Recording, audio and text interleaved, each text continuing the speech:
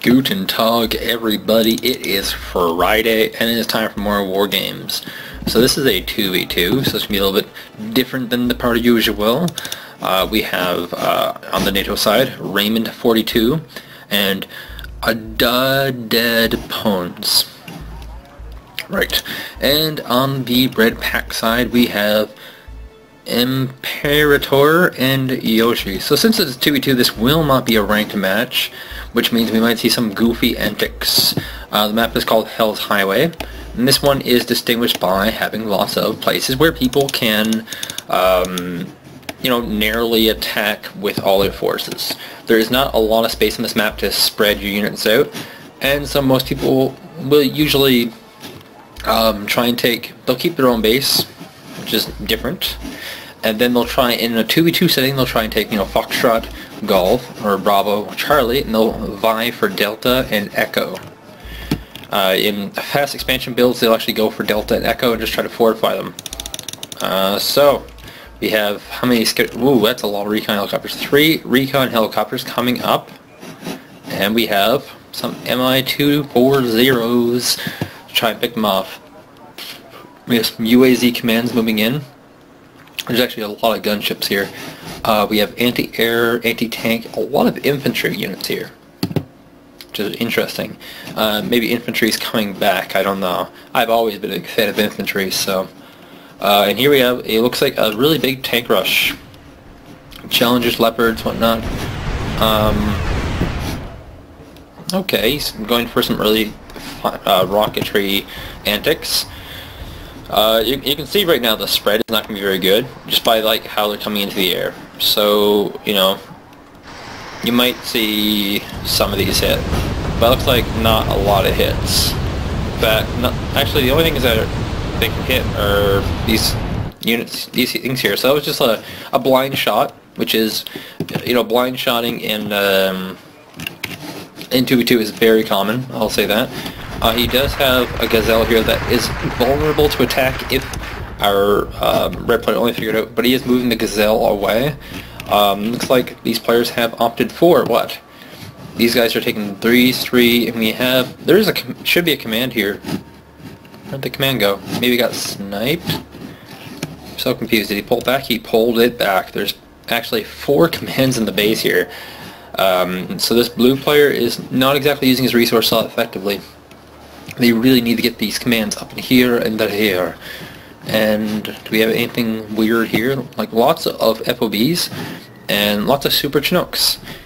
So Super Chinooks are generally pretty bad. And the reason why they're pretty bad is because they're super expensive. But if you're going for a heavy supply game, aka using rockets, then it's a good idea. So we have a pretty sizable helicopter force. Looks like it's all going to get tossed aside though.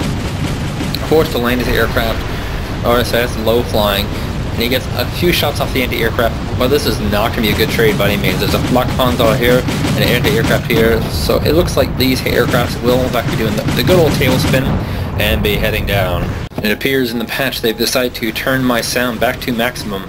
And so yes, these helicopters will be going down for freezies, and this gives a pretty massive NATO lead of 481. What does Red have going up here? Some anti-aircraft, a lot of commands here, and they're just kind of sitting here unfortunately. He does have a few gunship helicopters sitting here, and big red blip. Ooh, that is brutal. So Red has not, the 2 red players have actually gathered all their forces in their own spot, and one volley hit all of these guys. And you kind of see the wreckage here. Well, not really wrecked yet, but there's a lot of these are pretty damn close to being destroyed. They're on fire. So another volley like that, and Red will be pretty clean. These, where is it at? The MLRS? Yes, the MLRS, quite a good unit. and you can see he's surrounded by 4 FOBs for a constant resupply, because these things are actually very supply heavy. And see firing off, and like he has scouted this location, so he knows like he can rain chaos down here quite easily. The first time he shot, not very effective. This time around though, ooh, it's gonna hurt. So it looks like we have, oh my god, look at this. Oh my god. And unfortunately, Red's not really moving his army and getting further ahead. So this looks like it'll just be a very big smash game. What's this here? As another type of artillery. This is a weaker artillery, the M1. Not quite as effective at destroying stuff as the rockets. And it looks like Red is finally moving his units out, realizing that he cannot just sit here. It is not a viable strategy. So we will speed this game ahead quite a bit. See if we can get to some action. And it looks like Blue is also moving up quite a bit of tanks into a new position at Delta. This might not be an aggressive move. This might be an attempt to take Delta for himself.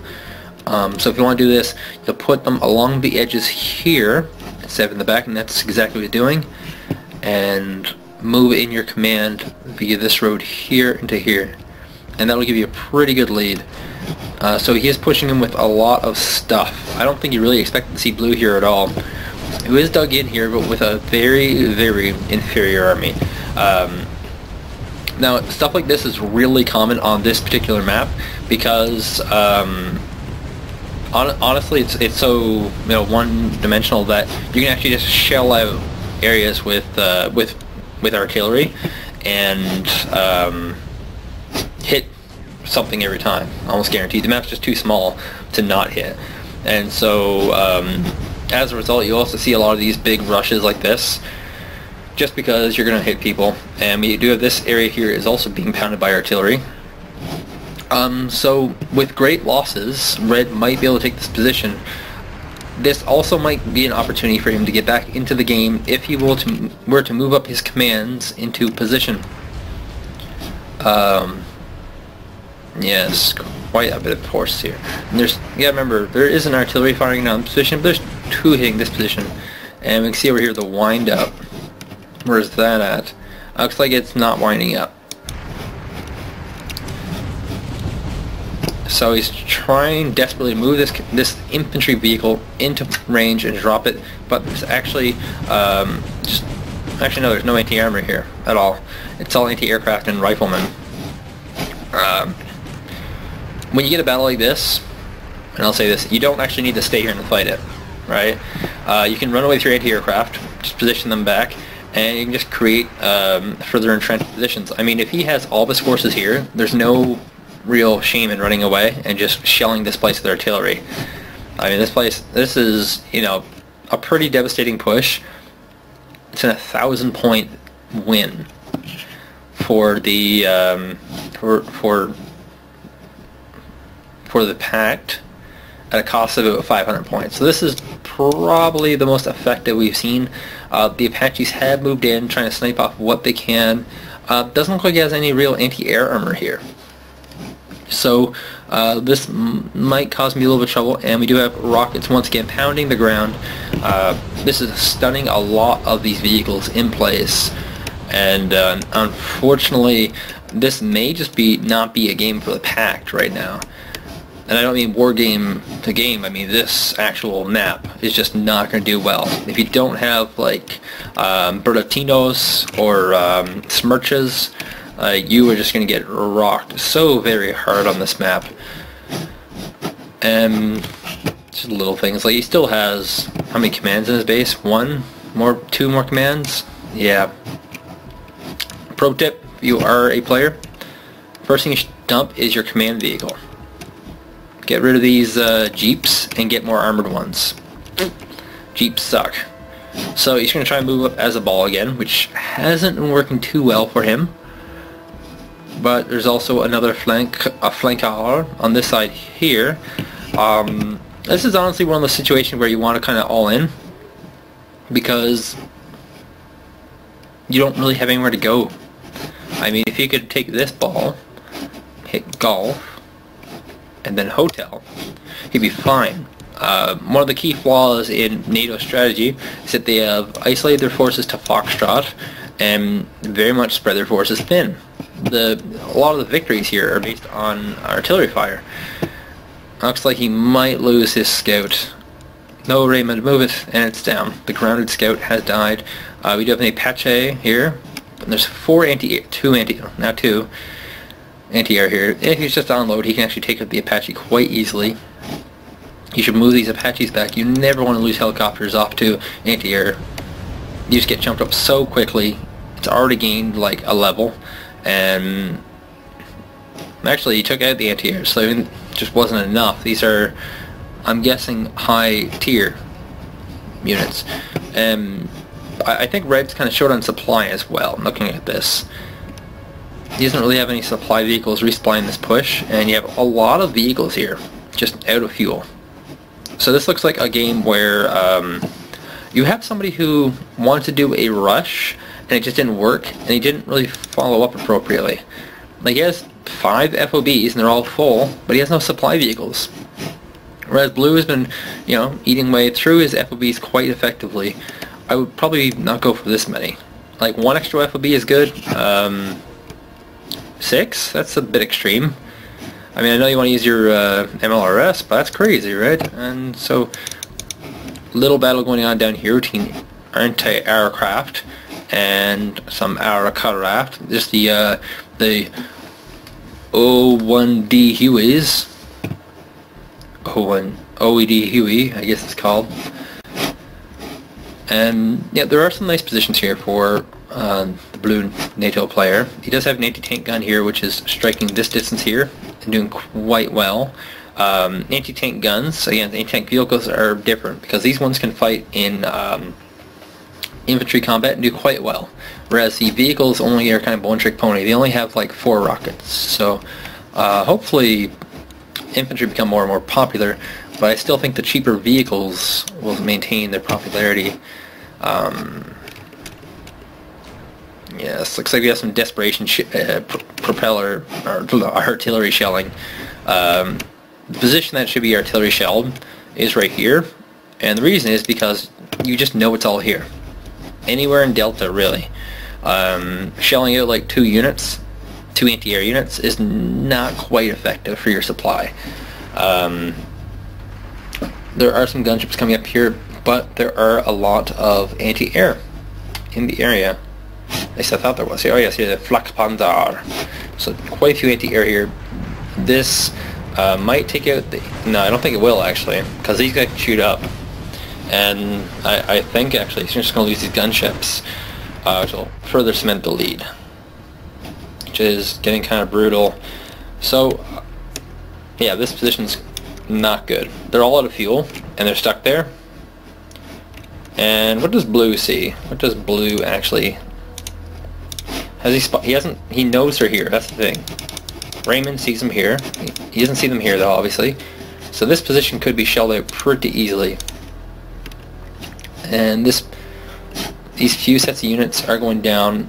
Like I said before, you don't run your units ahead one at a time. If you're doing a push, you do it in a big, giant, push. Make sure they're spread out. Don't rush this guy ahead. A better idea is just, it might be what he's doing. You just throw him in the woods, and just one like this is great because he might just move his helicopters across and just lose them all. And these scouts have stayed alive for quite a bit of the game, but the propeller, or the Akitsia might finally take this down. Been there the entire game. Quite good scouting. Gazelle's definitely not the best on this map, and it looks like we have what probably will end up being the final push. The Zippo might get picked off. It's got to go into the woods though, just hide away, maybe right here. Zippos are great, for catching people off guard, but they're actually really terrible for rushing forward with. And this is a really big battle with a very poorly supplied army. He's almost at, everyone's almost out of their main attack resource, as well as fuel. So these guys actually can't retreat. they're actually very much stuck in battle. And we do have a very good artillery blast coming in, firing on the area, and stunning a lot of guys in place. This is going to allow the Leopard 2s, what are they doing in this battle? Yes, the Leopard 2s to come in and pick off some shots. You know, this isn't a particularly heavily fortified area. It could use some anti-tank vehicles, I think. But here he comes. This is, what, 6 tanks versus 4 tanks, and a Zippo, and some anti-aircraft. He's got to get these infantry out of here right now. He needs these infantry, because once these tanks come to infantry range, they die very quickly. But this area is very well supplied. And here comes the Zippos finally coming into effect, and going to get some great morale destroying damage done. Once a unit becomes low morale, they are pretty much done in. So pretty one-sided game.